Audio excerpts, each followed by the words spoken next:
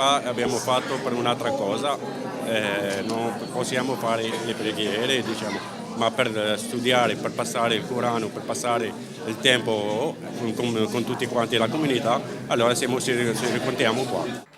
Non chiamatela moschea, qui non si prega, ma si fa solo vita associativa per la comunità musulmana, comunque aperta a tutti. Si racconta così il centro islamico di via Torni a Mogliano, inaugurato oggi alla presenza del sindaco del parroco. Me lo auguro, mi auguro che sia una comunità che diventa accogliente in questo senso, ma anche reciprocamente accogliente. Un centro visto però con sospetto dalla popolazione. Credo da una parte ci sia un pregiudizio, da un'altra parte ci sia anche il momento storico che stiamo vivendo, che non facilita le cose, dall'altra credo però che i segnali che danno questi centri sono i migliori biglietti da visita. Fin qui i buoni propositi per un centro associativo sorto in un insediamento industriale che secondo l'ex sindaco Azzolini lì non può stare.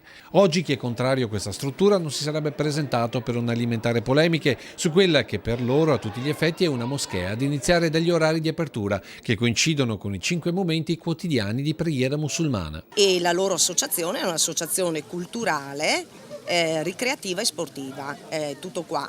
Il fatto che poi la maggior parte degli associati sia di religione musulmana ha creato il caso e molti ci marciano su questa cosa.